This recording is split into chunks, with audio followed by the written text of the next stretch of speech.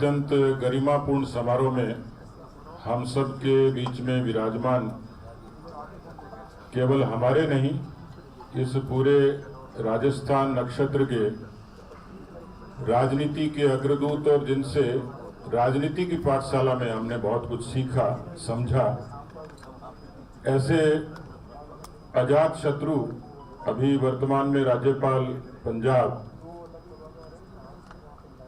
जो संस्कार और परंपराओं में कोई चीज होती है उसका कोई मूल्य तो नहीं होता, न उसका विकल्प होता।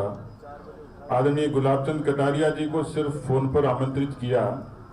आशंका ये थी कि इतने बड़े पद पे हैं, आएंगे कि नहीं आएंगे, क्या प्रोटोकॉल होगा, लेकिन मैं हृदय की गहराइयों से आदरणीय गुलाब जी को धन्यवाद देता हूं कि मेरे जैसे कार्यकर्ता को आपने कृतज्ञ किया यहाँ पधार कर, और मैं सदन से भी चाहूंगा कि जोरदार तालियों से माननीय गुलाब जी का स्वागत करें। आज के कार्यक्रम की अध्यक्ष हैं वर्जीबाई, जिनके बारे में आपने अभी सुना। कुछ लोगों को ताज्जुब हुआ होगा कि पढ़े लिखे लोगों की भीड़ में और वर्जीबाई कैसे बैठी हैं। दुनिया में यदि भारत की कोई एक उपलब्धि का जिक्र करना चाहे, बेशुमार है, पर मुझसे कोई पूछे तो मैं कहूंगा लोकतंत्र ये भारत की सबसे बड़ी ताकत है। उसी लोकतंत्र से, उसी लोकतंत्र के वोट के राज से वर्जीबाई, जो नरेगा की मजदूर थी और जिस समय जिला परिषद की टिकट देने के बाद हुई तो बकरियां चरा रही थी, उनको जब आग्रह किया कि आपको जिला परिषद का चुनाव लड़ना है तो कहा माँ की बकरियां कौन चराओगे। उनको फिक्र थी बकरियों की, लेकिन ये लोकतंत्र की खूबसूरती है कि नरेगा की मजदूर और बकरी चराने वाली आज भीलवाड़ा की जिला प्रमुख के रूप में सुशोभित है। वर्जीबाई का आप स्वागत करें।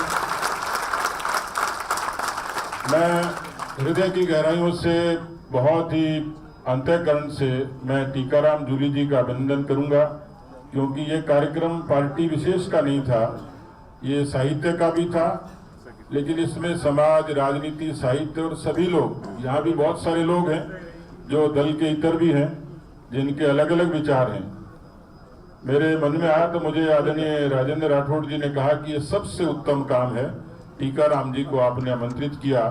मैं टीकाराम जी का उपकार इसलिए नहीं भूल सकता कि एक टेलीफोन पर मैं उनको कार्ड देने भी नहीं गया, उन्होंने कहा कि मैं नियत समय पर आऊंगा और आपके इस कार्यक्रम में निश्चित रूप से रहूंगा।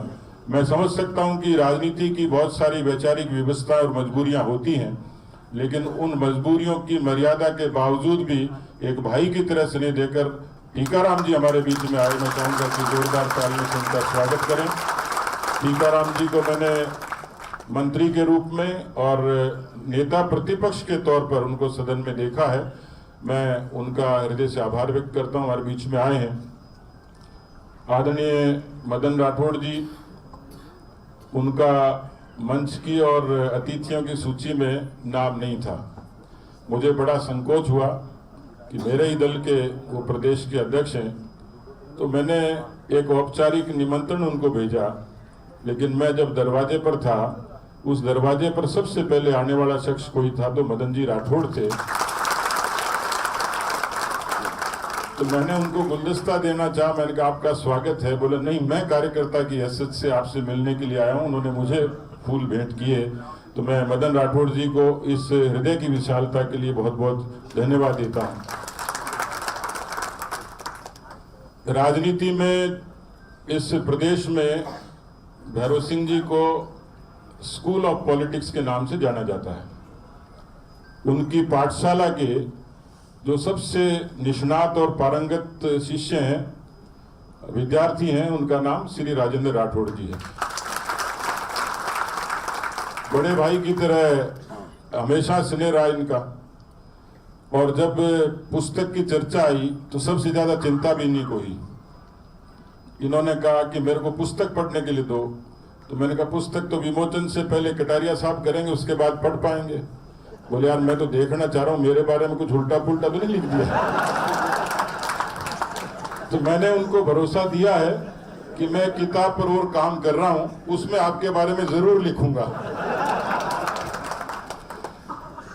लेकिन ये बात सत्य है कि यहाँ जो लोग हैं, मेरी मजबूरी व्यवस्था थी कि स्थान मुझे कल्पना नहीं थी कि छोटा पड़ जाएगा।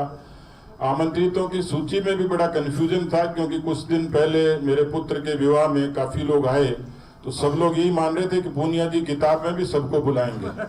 तो मेरे बड़ा संकट हो गया कि इनको बुलाना और जिमाना तो मेरे तो बस की बात नहीं थी। किताब में इतने सारे लोगों को कैसे जिमाऊंगा, लेकिन फिर भी लोग आ गए तो जगह कम पड़ गई। थोड़ा नीचे भी हॉल खुलवाया, कई वीआईपी भी रह गए। यहाँ भी कई लोग जो टाइम पर आ गए उनको तो कुर्सी मिल गई, तो बाकी लोग तो तलाश ही रहे। लेकिन मैं क्षमा चाहूंगा कि जगह कम पड़ गई।